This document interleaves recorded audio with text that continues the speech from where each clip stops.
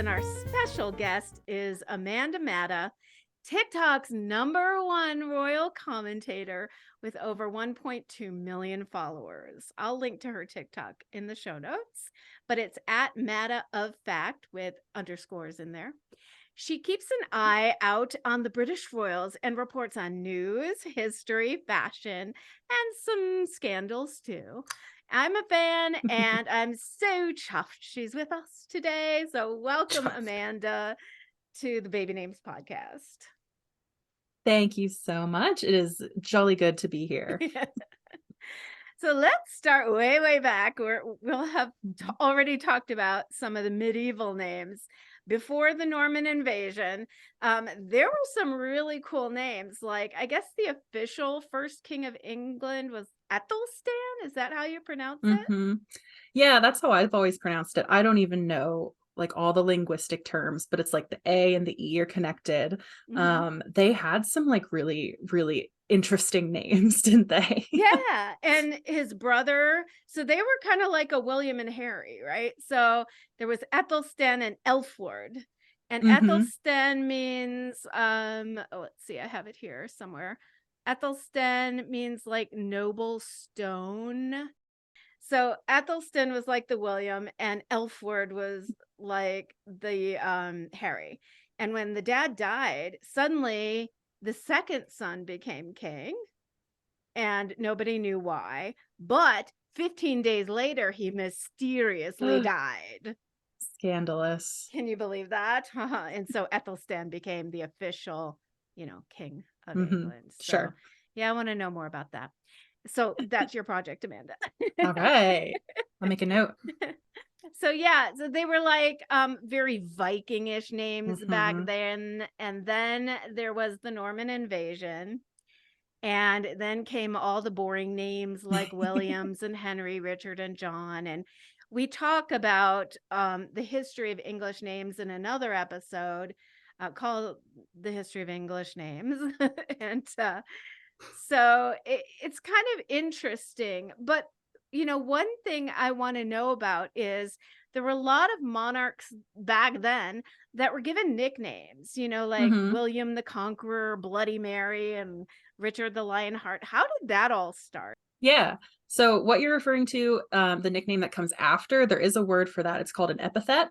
Where they get the nickname like tacked on after their, Christian name, their proper name. It's kind of a mixed bag where monarchs get their epithets from. In terms of like the good ones, it's kind of because they achieved something, like Catherine the Great. Usually when you have the Great after your name, it means that you have presided over like a really long reign. There has been a ton of social change under you and like for the better, and you were working with that, not against it. But like the other ones, the negative ones, a lot of the time it's because political enemies during the monarch's lifetime were like actively trying to get those names to stick, you'll find, which is a little intriguing. Other times it's just like these monarchs were so bad or had such like hilarious snafus happen to them that historians decided to tack that on the end. That's so interesting. And we still do that nowadays, right? Like political opponents will call each other names. Like Definitely. Crooked, whatever. Yes. I'm not even going to get into that. But yeah. But then in a good sense, it was almost like branding. You wanted to brand this monarch as a certain, memory. So yeah, we're still doing that. That's so interesting. Yeah. Do the royals have a surname? It's Windsor, but is it always Windsor? Or how does that work? So the short name on their surname is, yes, they have one, but also they kind of don't. Okay, the royal family's official website, their line on this is, quote, members of the royal family can be known both by the name of the royal house and by a surname, which are not always the same. And often they do not use a surname at all. So the modern royals do have a last name. It's Mountbatten-Windsor. That comes from Prince Philip. When he married Queen Elizabeth II, before she was queen, he wanted to be able to pass his last name to his children. But since he was marrying a female who would become the head of a royal dynasty, that was like that was never really done. So they kind of had to fabricate this last name, Mountbatten Windsor. Windsor itself is also a fabricated last name. I'm sure you may have heard this story. No. It was during World War I. The royal family had been going by their dynastic name, which is not really the same as a last name. It's more like your family's territory, your family's title over time turns into the name of your dynasty. They had been going by the name Saxe, Coburg, and Gotha, which are their German titles. Wow. Up until I think it was 1917, when there was some big anti-German sentiment in the UK. I think for obvious reasons. Right. I would think so. Yeah. King George V at the time actually issued a royal proclamation saying, hey, we're changing our name to be more in line with the British. So they changed their name to the name of their favorite castle, which happened to be Windsor. Oh, so the castle wasn't named after them. They were were named after the castle. That That's castle, fascinating. yeah, that's one of the oldest castles in the Western world. I think it's been around for 1,000 years. So that's where they got their original surname. And that's the first time the royal family kind of took on what we would know as a last name today. That's so fascinating. Mm-hmm. So there's a lot that this current royal family has modernized, right? Mm-hmm. And one of them is their surname. So yeah, and even today, they choose not to use it sometimes. Right. So some of the family members, royal family members, if your father has a title or a territory, you can choose to use that as your last name as well. So even though technically Prince William and Prince Harry, for example, their last name is Mountbatten Windsor, when they went to school, they went into the military, they actually used Wales as their last name because their father, Prince Charles, was Prince of Wales. Okay, William's kids on their birth certificate, they had Cambridge because he was the Duke of Cambridge when they were born. Harry and Meghan, interestingly, did not go that route and use Sussex. They decided to use Mountbatten Windsor. So they're called the Sussexes.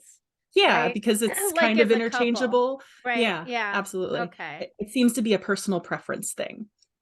So when the Prince of Wales became king, then the next child in line, the heir to the throne, becomes the Prince of Wales then.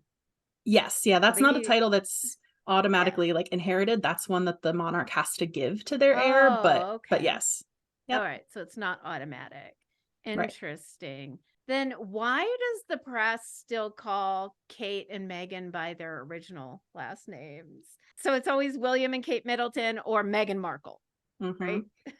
I get this question so much because I do it too on my page. I will say Kate Middleton. I will say Meghan Markle. The simple reason for me is SEO, search engine optimization. That's what people are searching for if they want to find out what Kate is wearing. They're not typically searching Catherine, Princess of Wales outfits. They're searching Kate Middleton, what she wore. So that's one reason. The press looking to have names that will stick for the long term, that they can kind of use throughout these people as long as they're interesting to the public. I would imagine with Kate, there might be a shift towards Princess Kate. I've started to see that since she's become Princess of Wales. Right. I'm guessing to make her more aligned with Princess Diana, because that's the name we knew her by. We didn't really call her Diana Spencer. No, we didn't at all. Because we had the name Princess available to us. So I'm thinking there might be a shift coming for Kate in her name. That's really interesting. Where do you see royal baby names going? Following the trends or staying classic? Well, it's with royal baby names, tradition is like the name of the game. That's kind of the whole point of them, to link yourself to the past of the monarchy and carry that with you into the future through this, baby that you're giving a name to, or 4 names in the case of the royals. So I see traditional names always being part of the naming formula for the royals. I do think that some quote unquote non-traditional names will start to work their way in as people from outside the royal circle are marrying into the family. So what the recent one was Princess Beatrice and Princess Eugenie. They've had babies in the past few years. They've brought in names that aren't very typical of royal family members. One of them, is it, you can edit this out. I forget which one it is, but one of them named their baby Ernest and they're going to call him Ernie, which I love. I think that's really cute. It's a German name, so there is some of Yeah. that in the royal family's past, but that's not a name that you see pop up very often. No, It, not at all. well, what I think is interesting, so if we go up one generation to Charles' brothers and sisters. So Hmm. Anne had Peter and then Yeah. Zara in Zara. 1981. So Hmm. Zara was pretty unusual. That wasn't a royal name. And her story is that Charles named the baby because she made a rather sudden and positive arrival. And the name means like bright or brilliant. Hmm. Was that the first like non-traditional name used in the current family? That's one of the first I can think of, because Yeah. when we think of non-traditional royal names, what we're kind of talking about is names that haven't been used for royals in the past. Right, Like right. royals love to name their kids after past royals, whether in their own family or somewhere across the pond. So Zara, and this caused a big controversy at the time of her birth. Like there's like a big kerfuffle because there is no Queen Zara, Princess Zara in the past. So yeah, Right. Princess Anne is a trendsetter in that way, I think. Well, I have a theory Hmm. because that was 1981. Hmm. And so there was something else going on at 1981 at the time. And maybe she was just like competing a little with Charles and Diana in the press or something, because of course baby names make press. But that was the year they got married, right? Hmm. Yeah, Okay. that's a really good theory. So I'm going to do something a little different and get some press for myself as well. Because a lot of times celebrities will also use Hmm. baby names as publicity, unfortunately. Yeah. So it was interesting. And of course, Zara is from an Arabic name, Zahra. It's just Okay. kind of anglicized. Why don't you think any of the British princesses were given the name Diana as a first name? Ooh, this is a little bit of a scandalous question as well. I thought about this, and Diana is in there as a middle name for a couple of the more recent royal births. You have Right. Charlotte Elizabeth Diana, and then you have Lilibet Diana. So middle name clearly fine, and we have to assume you have to get some kind of approval from the palace to name your kids whatever you want to name them.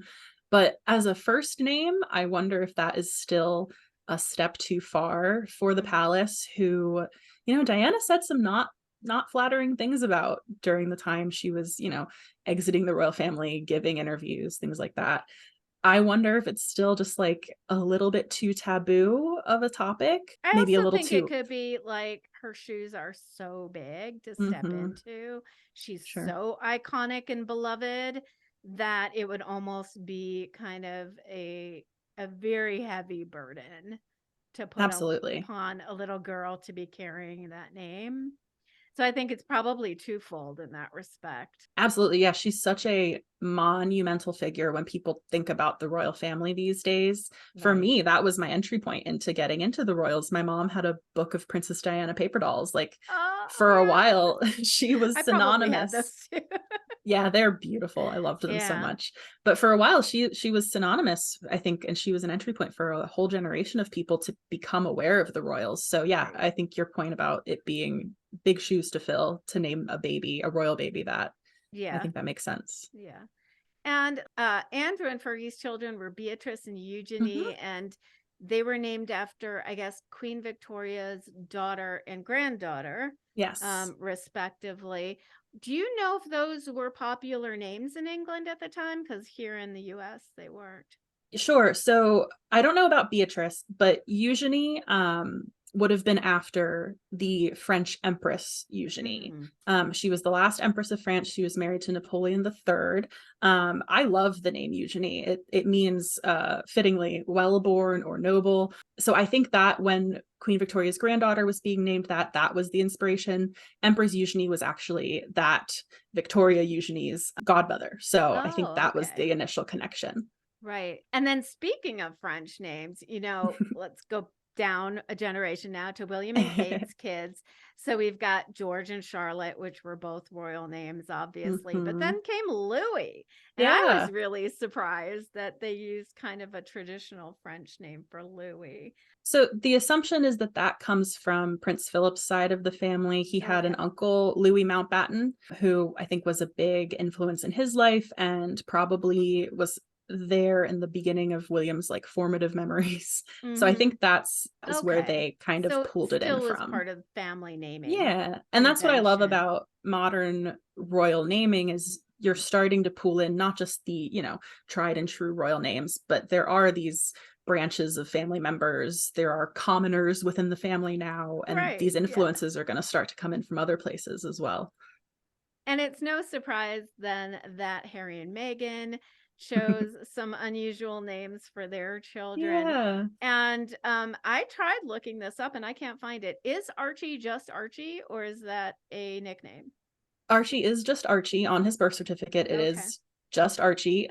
In the UK, you know, it used to be a nickname solely for Archibald, but I think over there it's become increasingly used just as a name on its own. I love his middle name too, Harrison. Yeah. Like after the old naming convention, Harry's son. I like you get to Harrison. Too. I thought that was really it's a cute. really popular name here in the US too. Right. So it's not unusual, but it is son of Harry. So that was really cute that they did that. And then Lilibet, what is your opinion on this name? Because it could have gone like three ways. It could be that they were honoring Elizabeth because that was her childhood nickname, that they were trying to ingratiate themselves with her because I think there was always also a rift, or that they were just seriously close to her. What is your opinion on that? I think I've always thought it was a mix of your first and your third reason, honoring her and because they were close to her. I've always, everything I've ever heard has said that the Queen was so gracious to Meghan and to Harry when Meghan was entering the family. You have to think that in order to use that really intimate, deep cut of a family nickname, there would have been a blessing given, that they would have, you know, let her know ahead of time or asked her. That's what I've always assumed. Yeah. I think it's really interesting, and Mallory and I are just waiting for the charts to come in for the next couple of years to see if it catches on here in the US or in England. You know, it'll be interesting to see. And one thing that, and I've told you this about your reporting, is that you're not a Meghan basher like so many other, you know, reporters out there, and people are jumping on the bandwagon to bash her. And I'm not either.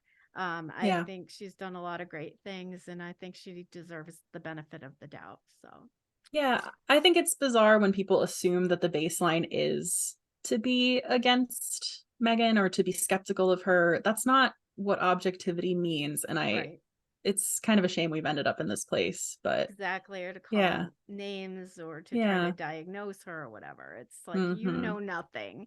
You absolutely know nothing about this person.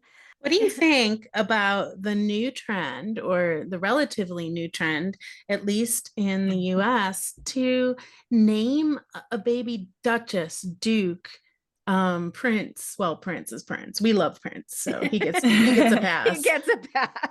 Royalty, you know, you get the idea. Yeah, majesty, reign. Okay, it's not for me. I understand the desire to do that because royalty is kind of a trending topic right now. But for me, those are names that I would give to a pet, not a child. To me, they feel really impersonal, I guess you would say, because these are, you know, Duke, Duchess, King, Queen. Those are titles that go before a name typically. So I always associate that with, like, you would say Duchess something. It always would feel like something was missing for me if I were to name my own child that. So not for me. I do think as nicknames they're cute though. My mom's college friends, they call her Dutch, which is short for Duchess. And I think that's because she was always like really prim and proper, and she's very good at decorating. I like that as a nickname. I think that's really cute. Yeah, nicknames, yes. Baby names, not for me. Do Do you have any fun name stories of royals that we didn't cover? Well, I'll just say this. So the Anglo-Saxon names, you were talking about how they have that prefix on them normally. That's a baby name trend right there. The Anglo-Saxons were naming their babies things with the same prefix, Ethel and then something. So we had Ethelwulf, we had Ethelstan, we also had Ethelred, and his epithet was the unready. And I just love this name because it is, first of all, it's a pun. Unready in this sense means like ill-advised, ill-read. So he had bad advisors. But his actual name, Ethelred, means well-advised. So you would think this is a place where he got his nickname, Ethelred, well-advised, but then he made some pretty bad decisions. So his subjects decided, let's have a little fun with his nickname in the history books. So that's always been one of my favorites. I love that. And what would you say your favorite of all time royal name would be? I'm not even going to say British, just any royal name.